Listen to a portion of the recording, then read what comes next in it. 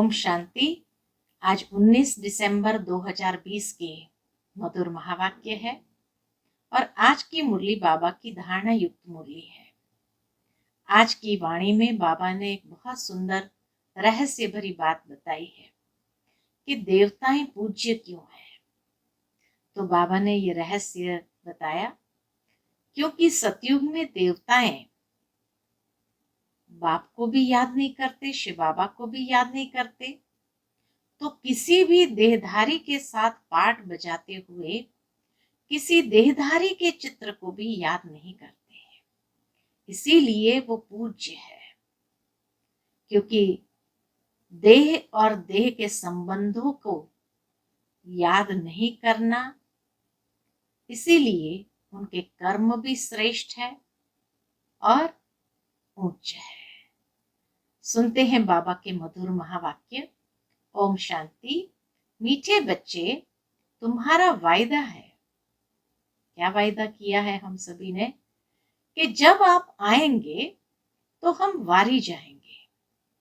अब बाप आए हैं तुम्हें वायदा याद दिलाने कि भक्ति मार्ग में क्या वायदा किया था। प्रश्न है, किस मुख्य विशेषता के कारण पूज्य सिर्फ देवताओं को ही कह सकते हैं? उत्तर है, देवताओं की यह विशेषता है जो कभी किसी को याद नहीं करते, न बाप को याद करते, न किसी के चित्र को याद करते, अर्थात किसी देहधारी को याद करते। इसीलिए उन्हें पूज्य कहेंगे। वहां सुख ही सुख रहता है, इसलिए किसी को याद करने की दरकार नहीं। अभी तुम एक बाप की याद से ऐसे पूज्य पावन बने हो जो फिर याद करने की दरकार ही नहीं रहती। ऐसे बाप की याद से पूज्य पावन बने हैं जो फिर याद करने की दरकार ही नहीं रहती है। ओम शांति। मीठे मीठे रूहानी बच्चे, अब रूहानी आत्मा तो नहीं कहेंगे। रूह अथवा आत्मा एक ही बात है। रूहानी बच्चों प्रति बाप समझाते हैं, अर्थात जो आत्मिक बच्चे हैं उनको बाबा समझाते हैं। आगे कभी भी आत्माओं को परमपिता परमात्मा ने ज्ञान नहीं दिया है। बाप खुद कहते हैं, मैं एक ही बार कल्प के पुरुषोत्तम संगम युग पर आता हूं। ऐसे और कोई कह न सके। सारे कल्प में सिवाय संगम युग के बाप खुद कभी आते ही नहीं। बाप संगम पर ही आते हैं जबकि भक्ति पूरी होती है और बाप फिर बच्चों को बैठ ज्ञान देते हैं। अपने को आत्मा समझ और बाप को याद करो। यह कई बच्चों के लिए बहुत मुश्किल लगता है बहुत सहज, परंतु बुद्धि में ठीक रीति बैठता नहीं है। तो घड़ी घड़ी समझाते रहते हैं, समझाते हुए भी नहीं समझते हैं। स्कूल में टीचर 12 मास पढ़ाते हैं, फिर भी कोई नापास हो पड़ते हैं। यह बेहद का बाप भी रोज बच्चों को पढ़ाते हैं, फिर भी कोई को धारणा होती है, कोई भूल जाते हैं। मुख्य बात तो यही समझाई जाती। कौन सी मुख्य बात समझाई जाती है? कि अपने को आत्मा समझो और बाप को याद करो। बाप ही कहते हैं, क्या कहते हैं? माम एकम याद करो, और कोई मनुष्य मात्र कभी कह नहीं सकेंगे। ये शब्द बाबा कहे, कोई मनुष्य मात्र कह नहीं सकेंगे। बाप कहते हैं, मैं एक ही बार आता हूं। कल्प के बाद फिर संगम पर एक ही बार तुम बच्चों को ही समझाता हूं। तुम ही यह ज्ञान प्राप्त करते हो। दूसरा कोई लेते ही नहीं। प्रजापिता ब्रह्मा के तुम मुख वंशावली ब्राह्मण इस ज्ञान को समझते हो, जानते हो। क्या जानते हैं? कल्प पहले भी बाप ने इस संगम पर यह ज्ञान सुनाया था। बाबा हमें सारे चक्र की स्मृति दे देते हैं और इसीलिए हमें बहुत अच्छे से याद आता है कि कल्प पहले भी बाबा ने यह ज्ञान हम बच्चों को समझाया था। तुम ब्राह्मणों का ही पाठ है। इन वर्णों में भी फिरना तो जरूर है। ये वर्णों में ब्राह्मण, देवता, क्षत्रिय, वैश्य, शूद्र, तो बाबा के इन वर्णों में भी फिरना तो जरूर है। और धर्म वाले इन वर्णों में आते ही नहीं, भारतवासी ही इन वर्णों में आते हैं। ब्राह्मण भी भारतवासी ही बनते हैं, इसीलिए बाप को भारत में ही आना पड़ता है। विदेश के अंदर जो बच्चे गए हैं वह भी तो आखिर भारतवासी ही है, जो विभिन्न चोला पहन करके अलग अलग धर्मों में गए हैं। तो इसीलिए बाप को भी भारत में ही आना पड़ता है। तुम हो प्रजापिता ब्रह्मा के मुखवंशावली ब्राह्मण।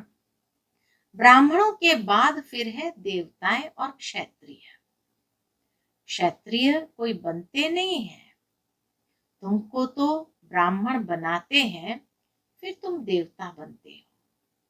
क्षत्रिय भी देवताएं ही है। वही फिर धीरे धीरे कला कम होती है तो उनको क्षत्रिय कहते हैं। बाबा तो हर एक को देवता ही बनाते हैं, लेकिन जैसे जैसे कला कम होती जाती है तो अपने आप क्षत्रिय बन जाते हैं। क्षत्रिय ऑटोमेटिकली बनना है। बाप तो आकर ब्राह्मण बनाते हैं, फिर ब्राह्मण से देवता, फिर वही क्षत्रिय बनते हैं। तीनों धर्म एक ही बाप अभिस्थापन करते हैं। ऐसे नहीं कि सतयुग त्रेता में फिर आते हैं। मनुष्य न समझने कारण कह देते सतयुग त्रेता में भी आते हैं, कि भगवान हर युग में आते हैं। बाप कहते हैं मैं युगे युगे आता नहीं हूं, मैं आता ही हूं एक बार कल्प के संगम पर। तुमको मैं ही ब्राह्मण बनाता हूं, प्रजापिता ब्रह्मा द्वारा। मैं तो परमधाम से आता हूं। अच्छा, ब्रह्मा कहां से आता है?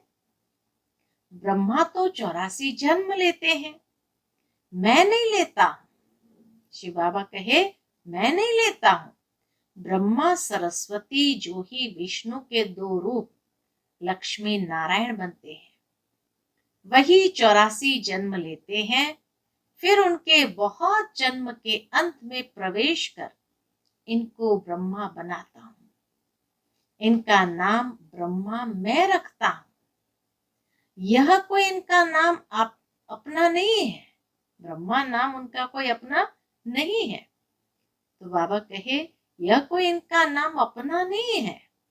बच्चे का जन्म होता है तो छठी करते हैं, जन्मदिन मनाते हैं। इनकी जन्म पत्रिका नाम तो लेखराज था, वह तो छोटेपन का था। अभी नाम बदला है, जबकि इनमें बाप ने प्रवेश किया है संगम पर। सो भी नाम बदलते तब है जबकि ये वानप्रस्थ अवस्था में है। वह सन्यासी तो घर बार छोड़ चले जाते हैं, तब नाम बदलता है। ये तो घर में ही रहते हैं। इनका नाम ब्रह्मा रखा, क्योंकि ब्राह्मण चाहिए ना। तुमको अपना बनाकर पवित्र ब्राह्मण बनाते हैं। पवित्र बनाया जाता है, ऐसे नहीं कि तुम जन्म से ही पवित्र हो। तुमको पवित्र बनने की शिक्षा मिलती है। कैसे पवित्र बने, वह है मुख्य बात। तुम जानते हो कि भक्ति मार्ग में पूज्य एक भी हो नहीं सकता। मनुष्य गुरुओं आदि को माथा टेकते हैं क्योंकि घर बार छोड़ पवित्र बनते हैं, बाकी उनको पूज्य नहीं कहेंगे। पूज्य वह जो किसको भी याद न करे। सन्यासी लोग ब्रह्म तत्व को याद करते हैं ना, प्रार्थना करते हैं। सतयुग में कोई को भी याद नहीं करते। अब बाप कहते हैं तुमको याद करना है एक, वह तो है भक्ति। तुम्हारी आत्मा भी गुप्त है। आत्मा को यथार्थ रीति कोई जानते नहीं। सतयुग त्रेता में भी शरीरधारी अपने नाम से पाठ बजाते हैं। नाम बिगर तो पाठधारी हो न सके। कहां भी हो शरीर पर नाम जरूर पड़ता है। नाम बिगर पाठ कैसे बजाएंगे? तो बाप ने समझाया है, भक्ति मार्ग में गाते हैं, आप आएंगे तो हम आपको ही अपना बनाएंगे, दूसरा न कोई, हम आपका ही बनेंगे, यह आत्मा कहती है। भक्ति मार्ग में जो भी देहधारी है, जिनके नाम रखे जाते हैं, उनको हम नहीं पूजते। बाबा कहे उनको हम नहीं पूजेंगे। जब आप आएंगे तो आप पर ही कुर्बान जाएंगे। ये वायदा किया था जो बाबा स्मृति दिलाते हैं। कब आएंगे यह भी नहीं जानते। अनेक देहधारियों की, नामधारियों की पूजा करते रहते हैं।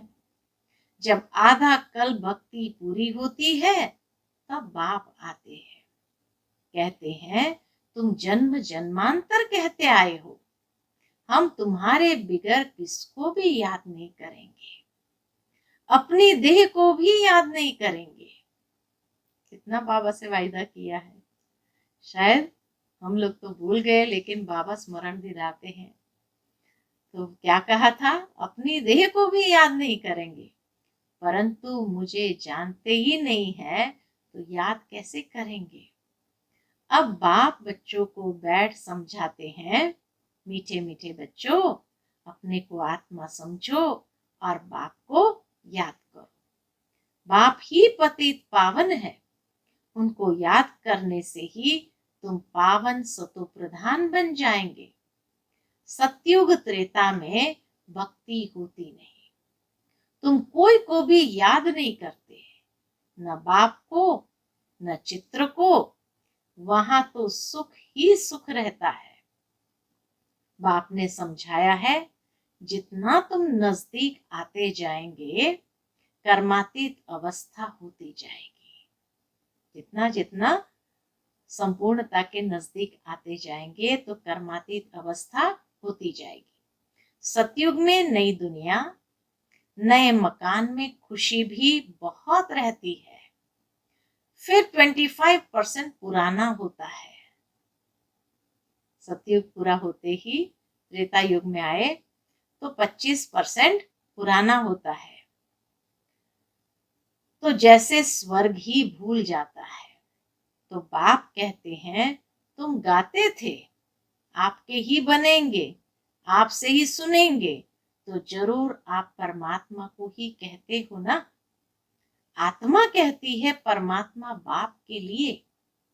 आत्मा सूक्ष्म बिंदी है, उनको देखने के लिए दिव्य दृष्टि चाहिए। आत्मा का ध्यान कर नहीं सकेंगे। हम आत्मा इतनी छोटी बिंदी है, ऐसा समझ याद करना मेहनत है। बिंदी समझ बाप को याद करना मेहनत है। आत्मा के साक्षात्कार की कोशिश नहीं करते, परमात्मा के लिए कोशिश करते हैं।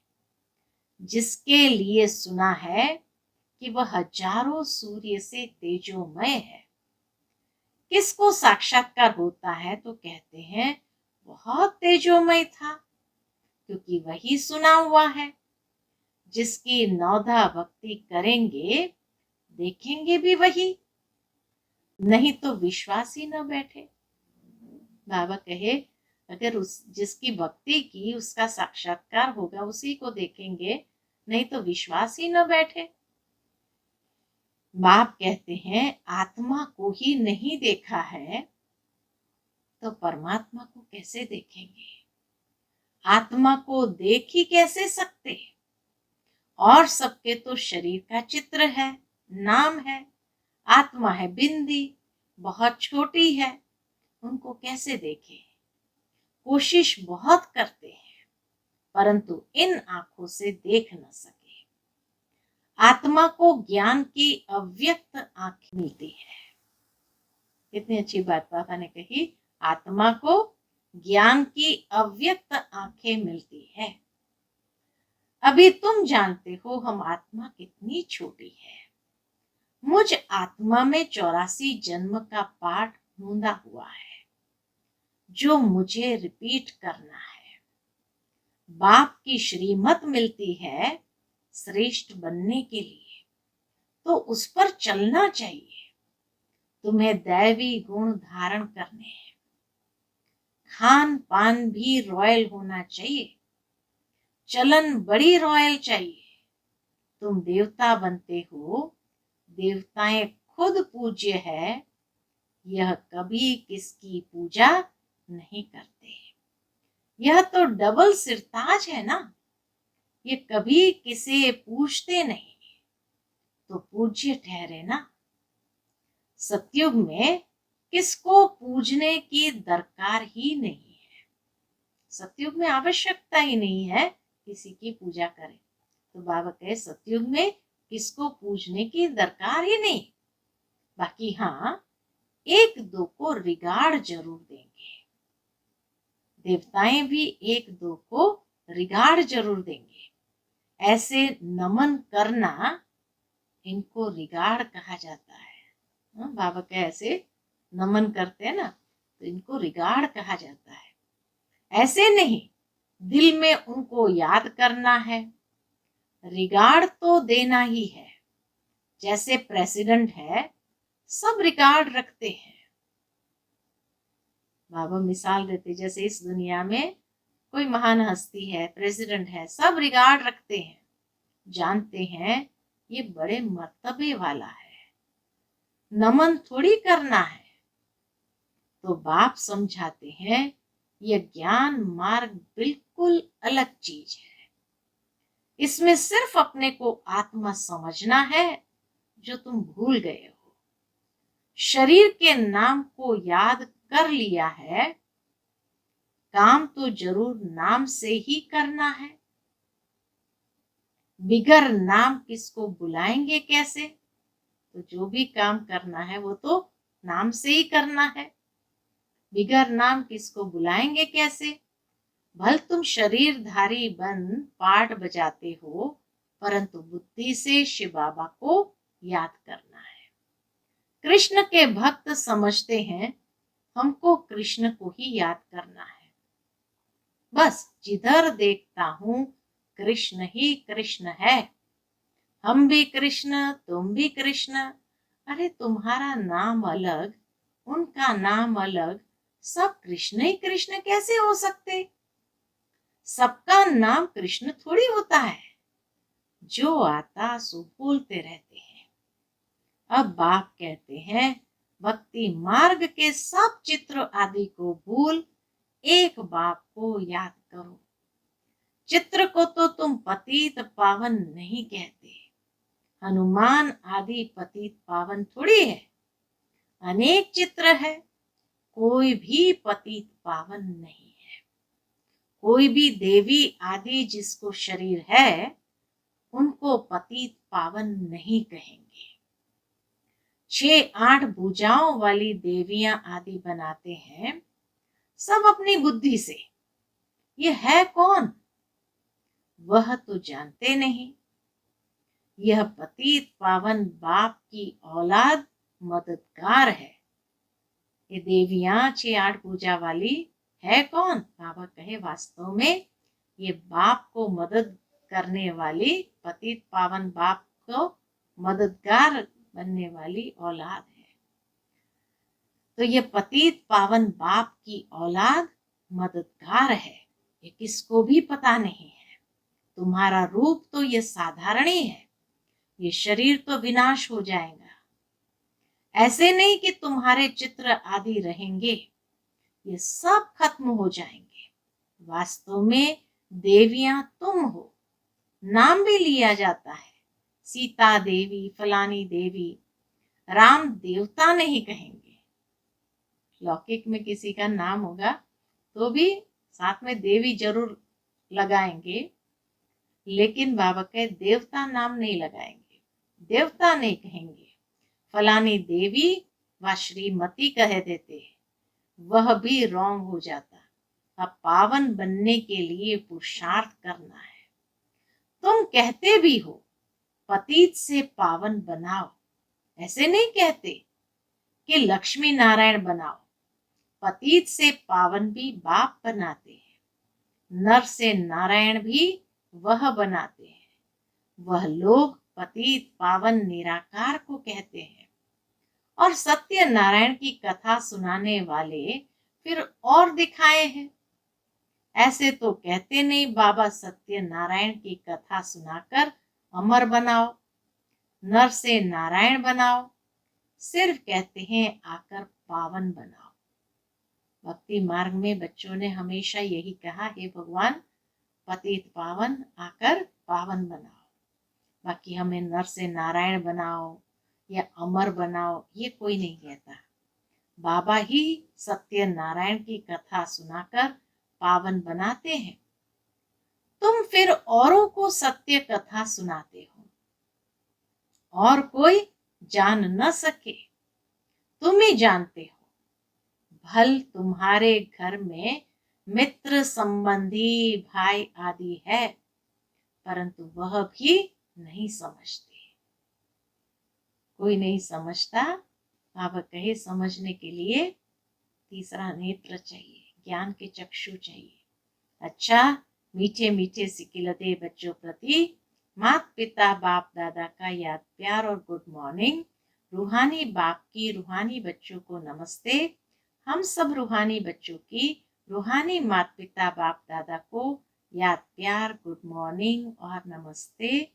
नमस्ते, शुक्रिया बाबा, शुक्रिया। आज की मुरली से धारणा के लिए मुख्य सार है। पहली पॉइंट, स्वयं को श्रेष्ठ बनाने के लिए बाप की जो श्रीमत मिलती है उस पर चलना है। दैवी गुण धारण करने हैं, खान पान चलन सब रॉयल रखना है। दूसरी बात, एक दो को याद नहीं करना है। पूज्य देवता बनना है तो पूज्य देवता बनने का आधार किसी भी चित्र को याद नहीं करना है, एक दो को याद नहीं करना है, लेकिन रिगार्ड जरूर देना है। पावन बनने का पुरुषार्थ करना है और कराना है। आज का बाबा का मधुर वरदान, सर्व खजानों को समय पर यूज कर, सर्व खजानों को समय पर यूज कर निरंतर खुशी का अनुभव करने वाले खुश नसीब आत्मा भव। बाप दादा द्वारा ब्राह्मण जन्म होते ही सारे दिन के लिए अनेक श्रेष्ठ खुशी के खजाने प्राप्त होते हैं।